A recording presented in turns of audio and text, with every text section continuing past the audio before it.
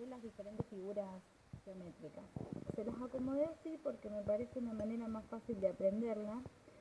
Por ejemplo, el rectángulo, el paralelogramo y el cuadrado están juntas porque su fórmula es base por altura.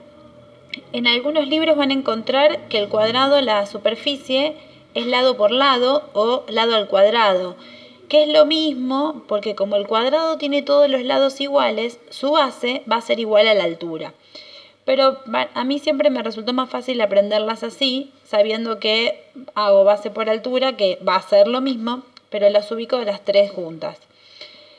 Acá en el paralelogramo yo acá marqué la altura. La altura es importante, yo les digo a los que recién están iniciando calcular superficie, porque lo más importante de la altura es conseguir el ángulo recto, ¿sí?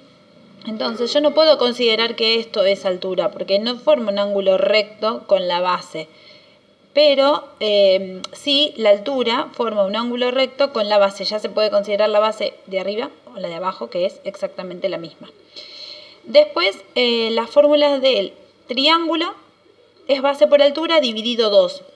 ¿Por qué base por altura dividido 2? Esto tiene una explicación porque si nosotros vamos al rectángulo, ¿sí?, que era base por altura, trazamos una diagonal, al rectángulo queda dividido en dos partes y esas dos partes es un triángulo.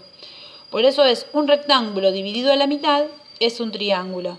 Y ahí sale la fórmula de base por altura dividido 2. Es como que divido en 2 al rectángulo.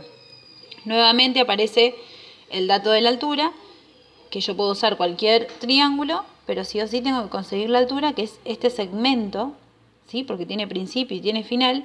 Este segmento perpendicular es porque forma un ángulo recto con la base, entonces ya se considera altura.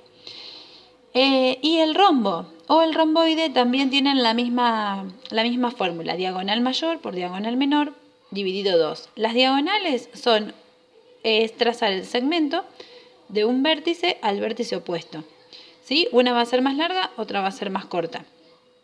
Si las dos diagonales serían iguales, entonces estaría hablando de un cuadrado. Por eso siempre va a haber una más larga y otra más corta, que el orden es lo mismo, porque puede ser conmutativa la multiplicación. Y también se divide por 2, por eso las ubiqué acá, acá. Y el trapecio, fíjense que es un cuadrilátero, y la característica para que sea trapecio es que tiene que tener un par de lados paralelos, es decir, este lado nunca se va a cortar con este. Entonces ya con eso yo ya puedo considerar que es un trapecio. Marco la altura también, perpendicular, puede estar acá, acá, en cualquier lado, pero sí o sí un vértice a la base. Entonces la fórmula es base mayor más base menor por la altura dividido 2. O sea que tengo 3 que sí o sí siempre se van a tener que dividir por 2. ¿Sí? Por lo menos así las agrupé: el triángulo, el rombo y el trapecio. Con el polígono regular, la fórmula es perímetro por apotema dividido 2. O sea que dejé las últimas sabiendo que a todas tengo que dividir por 2. Ahora les voy a explicar lo que es la apotema. Si ustedes ven en las explicaciones anteriores de polígonos, todas se forman por medio de triángulos que son isósceles, ¿sí? Tienen dos lados iguales, este igual a este. Fíjense que la apotema sería la altura de un triángulo. Entonces, la apotema de un polígono es la altura de uno de los triángulos que lo forman.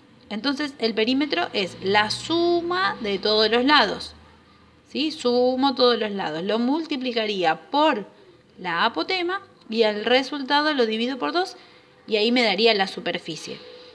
Vamos a suponer que yo me olvide de la fórmula del polígono. No importa, porque yo sé que dentro se forman triángulos.